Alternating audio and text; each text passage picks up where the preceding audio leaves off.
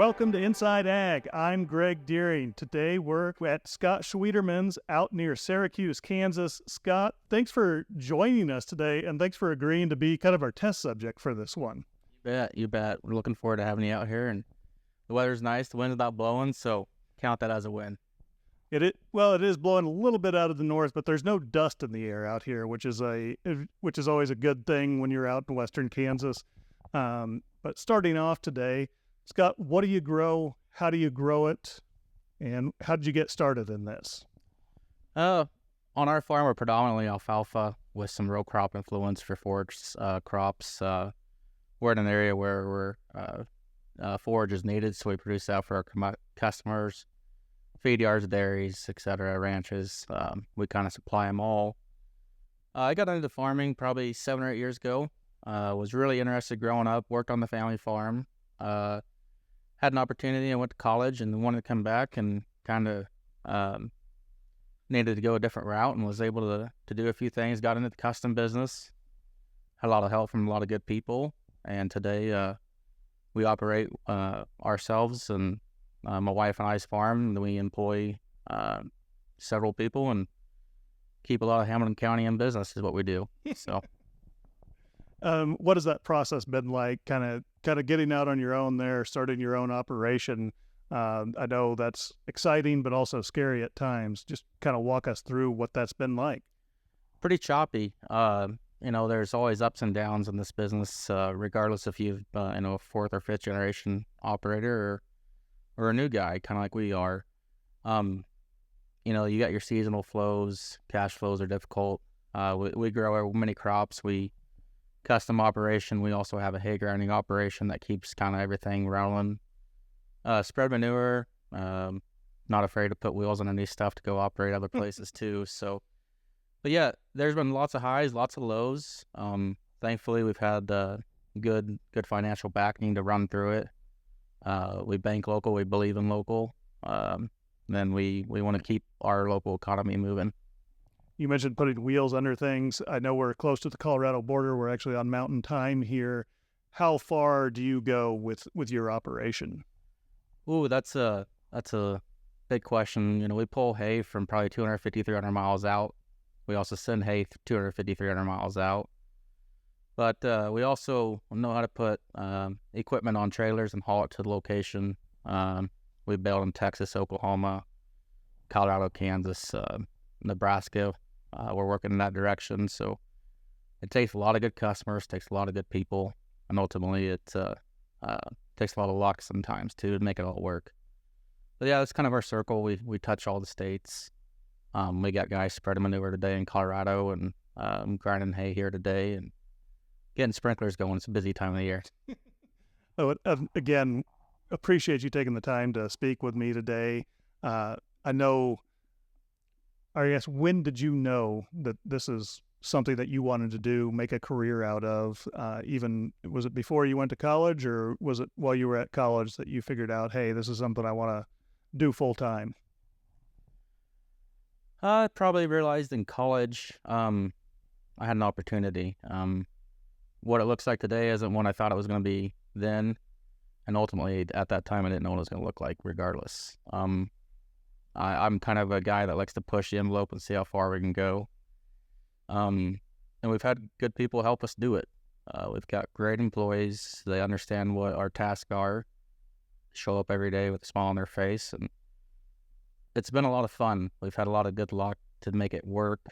I had some influence from outside the area kind of tell me, hey, this is an opportunity that you kind of have. And here's what it looks like. I grew up baling hay on our family's farm, and we were always busy, bailing on other people's farms, and realized that if the family didn't want to pursue that, go that route, whatever, we filled that void, and we took it and ran with it. And ultimately, that's kind of when I realized that, hey, we can have fun doing this, but ultimately provide a life and make money to support our family. And you mentioned that you employ Hamilton County out here. What are some of the labor challenges that you face, and how do you overcome those? Because I know you talk to producers everywhere across the state, but especially as you get further west, labor is a huge issue. So how do you deal with those make sure that you have the employees needed to carry out your work. Yeah, that's labor is super tough. We also do the H2A program. We've had extremely good luck with that. And I say maybe employing Hamilton County. We are an operation that is Hamilton County money. We've had a lot of influence from the outside of the area come in and begin businesses or operate.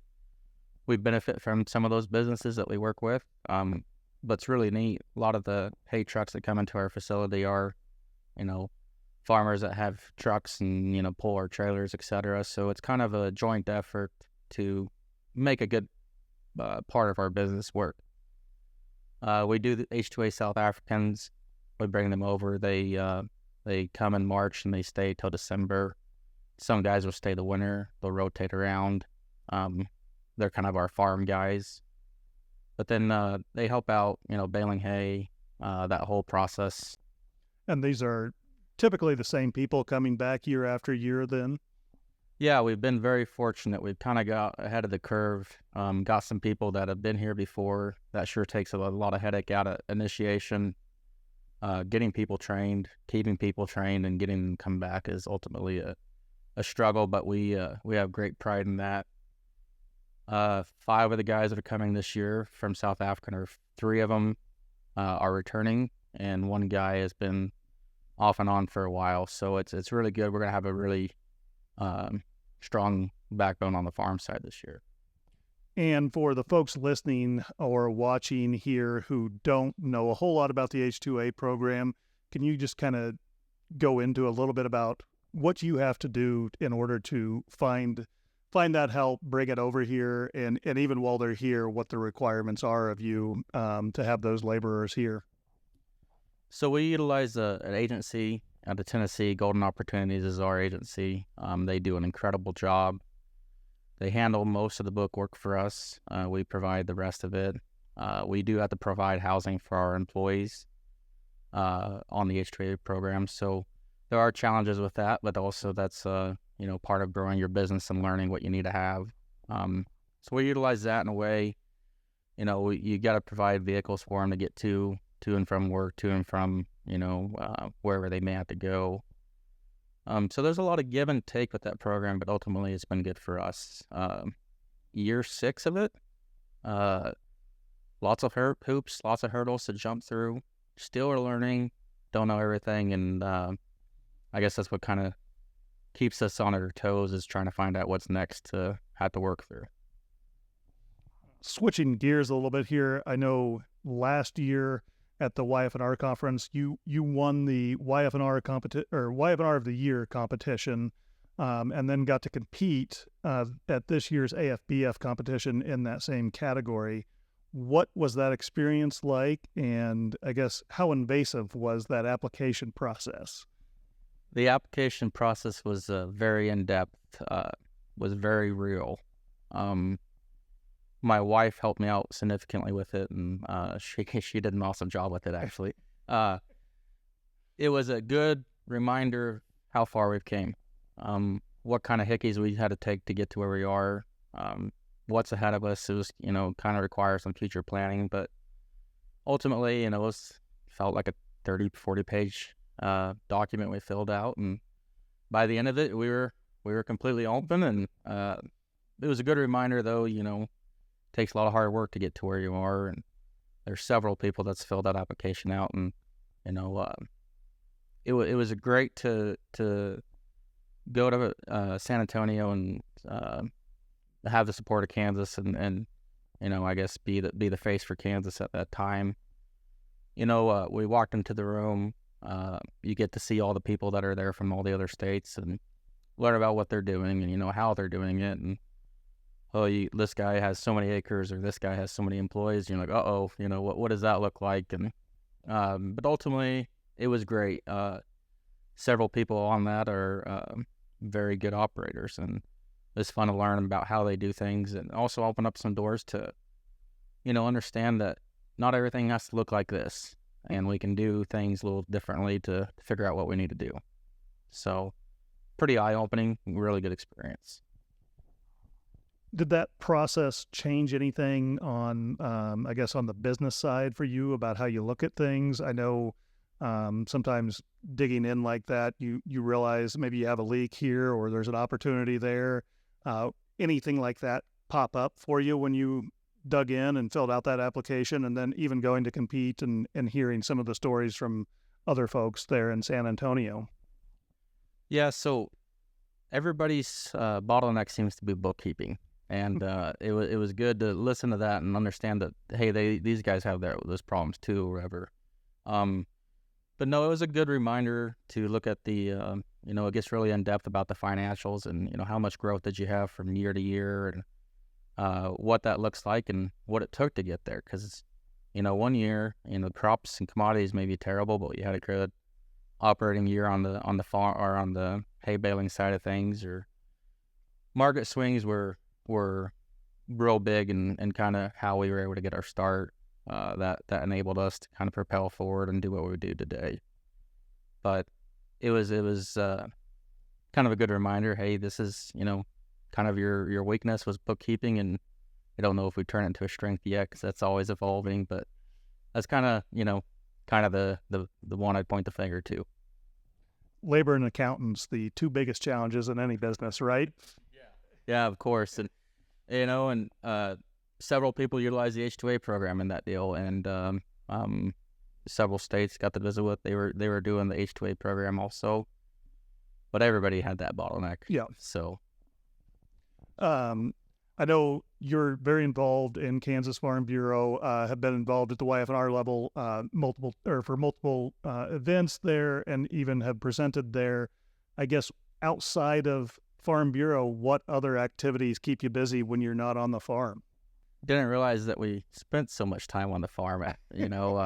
We do have my wife and I have a son, Walter, and he's a blast. I didn't realize being a dad would be so fun, but it's the greatest. It's incredible. My wife serves on the library board. They just recently, had a new addition to the library. Goes back to being community minded and trying to grow Main Street. That's a big deal we have is, we want to buy local, we want to spend our money local, and we want to see local grow. But super involved with 4-H. Try to be hands on there. Gets real busy during that time of the year. Been on the extension board. Also been on the museum board at times. So yeah, always evolving, and you don't, being in a small community, you don't get off those boards. So you just kind of get moved around, I think. Lifetime appointment, right? You're on a board. We just don't know which one. Yeah, bingo. This is your card. You're gonna stick to it for a while. Yeah, that's how that one goes. It feels like. Given that there's no ideal, I guess, year in farming, what does a typical? You mentioned this is the busy time. What are you really gearing up for here in the next 3 months, and then what does the rest of the year look like for you following? So our business is changing.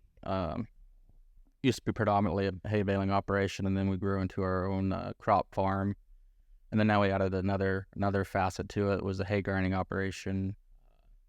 So we may be coming off the fast time, but then we're shifting gears and putting on our ball cap to go farming. So right now we got guys out in the fields. We're prepping ground, planting some seeds to get some spring forage. Ultimately getting sprinklers going underground, working out all the kinks. I didn't realize we had so many ghosts in our sprinklers until the first week of warm weather, and you feel like you're behind. And so we're sorting through all that right now. We are waiting on some of our farm help to show up. So a lot of guys are wearing several different ball caps right now, and I think everybody's kind of ready for the rat race to stop. But we go through and work on all of our equipment. That's be coming here in the next few weeks. Getting ready for spring wheat hay run. We're sending balers to Oklahoma and Texas to do operations there, and then we also get ready to prepare to bale our own alfalfa. So. And when you're baling down in Oklahoma, Texas, are you shipping that hay back here, or are you going to contract that locally out to people there? It ebbs and flows. Some years it comes back up the river. Some years it goes south. We have lots of good customers. I mentioned earlier, we ship kind of 250 miles all around us. So, we always know we can get our tire changed somewhere if we got a flat tire. Borrow a ball jack, it feels like. But yeah, a lot of that will go locally or on further south. And your primary customers are feedlots, dairies, any, I guess, cow calf guys that you're working with, or is it primarily more of those dairies and feedlot folks? Yeah, we sell to anybody that we can work with. We do have some good ranchers that we work with. We put up some round bales to accommodate their needs, and do stuff like that. A lot of our dairies, a lot of our feed yards take our higher quality hays, and even sometimes our lesser quality, depending on what kind of ration they need for us to fill. So we kind of, we're not a one size fit all. We'll do kind of whatever we need to do to satisfy customer and hopefully keep them a customer ultimately. How do you weather the ups and downs of agriculture, whether it's the weather, markets, politics these days? Just how do you roll with the punches to keep going? Well, at the end of the day, we look at it, and as long as this still provides for us, then it's a job. We believe in farming as a lifestyle. We would agree with that. We are blessed by what farming has allowed us to do as individuals and as a family. But at the end of the day, it's a job. And so we got to be able to shut that off and go home and be parents or be spouses or whatever that is for us and for our employees.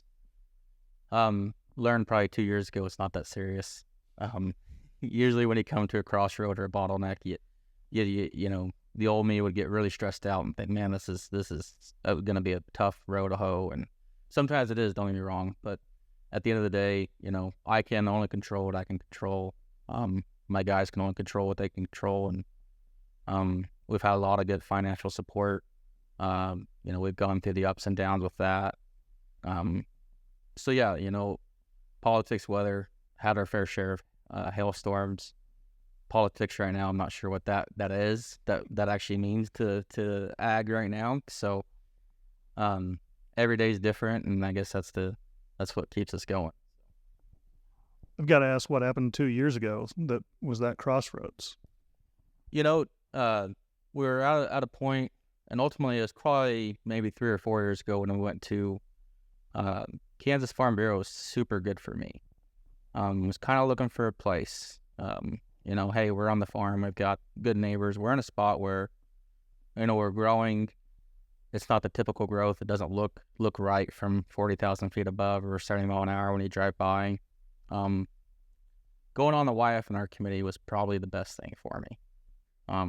Was able to learn a lot about myself and what it meant to be me and be on the committee. And ultimately at that time we were, trying to decide if we were going to continue farming and decide if this is what we want to do, and is this something that's worth pursuing. And that's kind of where I went to Farm Bureau, Kansas Farm Bureau at YF&R, and realized when I went on the committee that it's not that serious. We can laugh at ourselves a little bit and relax a little bit, and ultimately it probably gave me a sense of community I didn't know was there. Yeah, I think the biggest thing you mentioned is figuring out what you can control, because sometimes we want to try to control things that are out of our control, and that's the biggest hurdle, right? I know you've also had the opportunity to travel, see some other ag operations as well. How valuable is that to you? Farming's different whether you go 100 miles from here or 1,000 miles. How valuable is it as a producer to see what other operations are doing, to learn from them, and some of that stuff you can't bring home, but it's a different way of thinking about things. Yeah, of course, it gives you an opportunity to see it through a different lens. Hey, at the end of the day, this operation's got this, and that. What's it look like on my farm? How can I make my deal better? And it's always, you listen to producers and they'll tell you, what's going on, and you can decide if you want to learn or if you want to build off of what they're doing, and can also decide not to listen. So it's ultimately, when we do go get the opportunity to visit those farms through Kansas Farm Bureau or American Farm Bureau, however much you want to put into is what you're going to get out of it. And then outside of, I think we talked about bookkeeping, we've talked about labor. Outside of those two issues, what are the biggest constraints for you right now in agriculture, or even in your personal life? or just agriculture? Ooh, sit down, Greg. No, no, all good. I would say, the labor deal. Labor is a serious issue. I think we turn it into our strength in our farm, because we are so diverse. We've got many people from different walks of life. Weather. Obviously, we can't control the weather. We are an operation that benefits from a drought. We're also an operation that benefits from good rainfall. So, depends on what hat we're wearing that day. It's good for business. And I think ultimately being diversified's kind of mitigated that risk.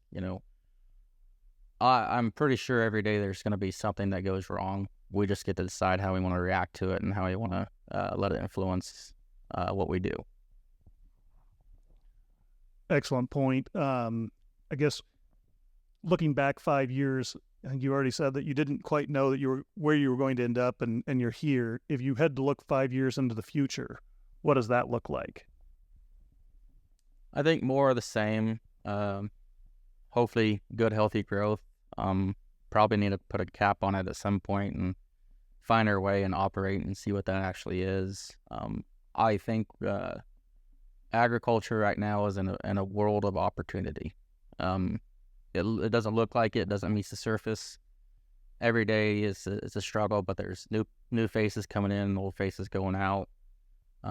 So it's just kind of be on the side of being optimistic and seeing what makes sense for us. So yeah, I think agriculture looks good for our part of the world in the future. What, I guess, advice would you have for somebody just starting out, maybe in a similar position to you? They're looking at, high interest rates, the land prices have stayed elevated, surprisingly, despite the interest rates going up, equipment's going up, all of this. What advice do you have for them to get started? How do you get started today?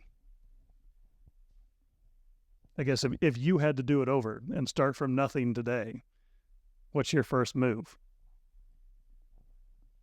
You don't say no, and you need to look at everything and measure the risk involved with it. But ultimately, you can't say no to things because you never know when the next opportunity is going to come.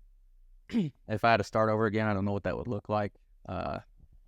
Some days it feels like we are starting over again, so I guess I do know what that looks like. But ultimately, I think, like I mentioned, agriculture is in a really good spot.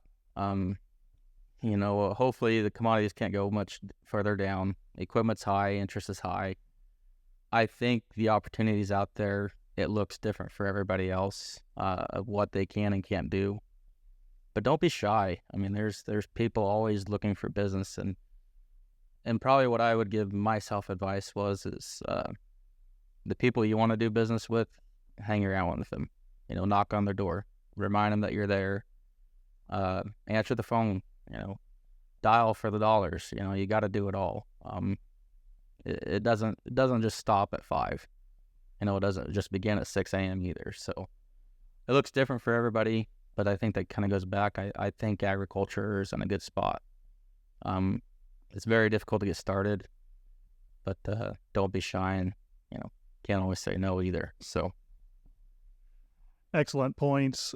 Anything I haven't asked that we should cover today, since I'm out here? And you mentioned the you said weather, and you said labor, or you said labor, and you said the accountants, the accountants, the bookkeeping, the bottlenecks.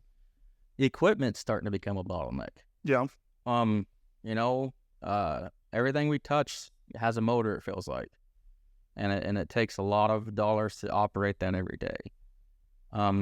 We've kind of took the reserve on things. We've gone with older equipment. It works for us. We can work on it. We know people who can work on it. But each business looks different. Sometimes the newer equipment makes the most sense, depending on what your accountant does say. Right. So, and that kind of goes back to, if you were to start over again, what it would look like. You don't have to keep up with the Jones. You keep up with what you can keep up with, what you can manage and what you can operate. But machinery nowadays are becoming the main issue.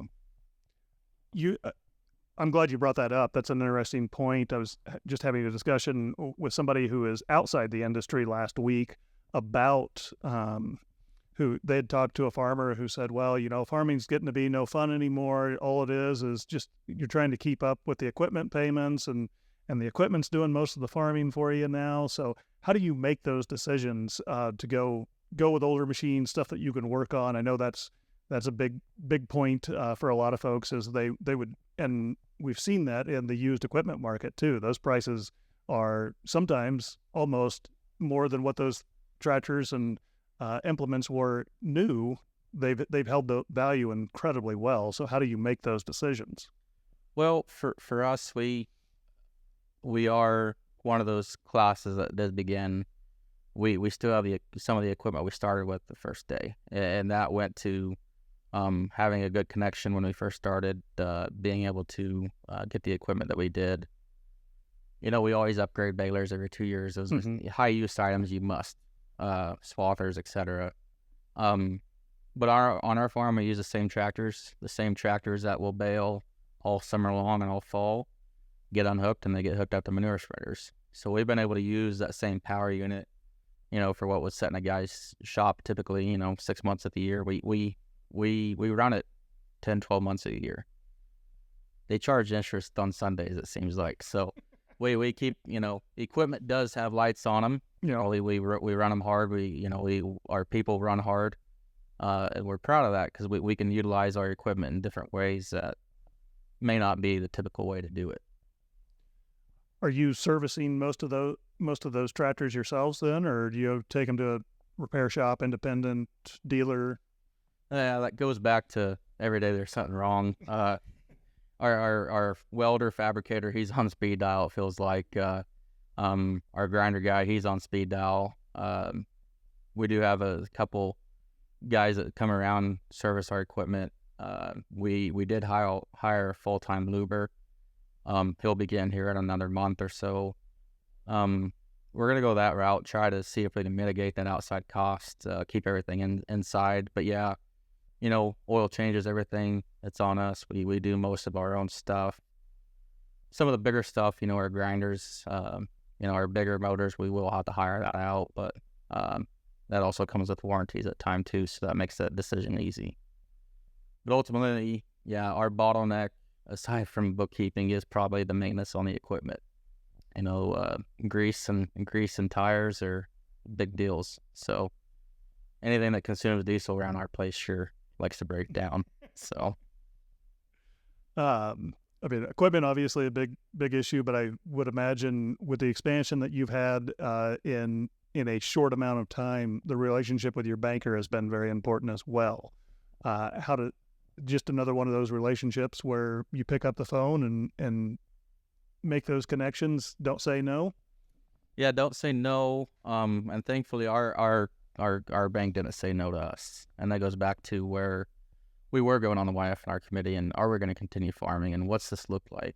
We met a local group, nearby that pulled us up by our bootstrap and taught us how to operate. And we believe in banking local, and we also believe in investing back into that local bank, and we want that opportunity to give into other people that it was to us.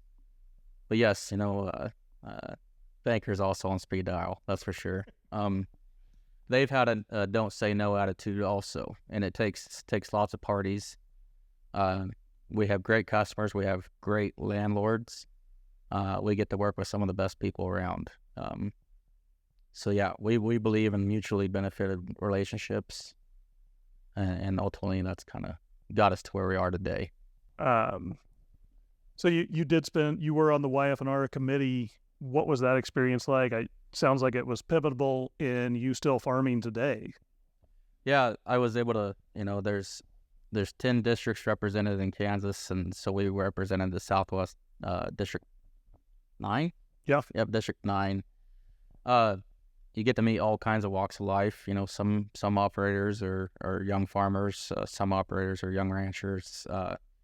That was a good way for me to understand everything looks different, and success looks different. Also gave me a good sense of community, but Farm Bureau kind of opened up the door to lots of opportunities for me, and also the people that were, in YF&R. Every year the opportunities get better and better. I was influenced by a local gal here in town. She was our county coordinator. Now she's on our board, and she's significant in how we do things in our county. And it goes back to that don't say no type of deal. You know, she heavily influenced me to go on the committee, and ultimately it's been probably one of the most fun things I've done. So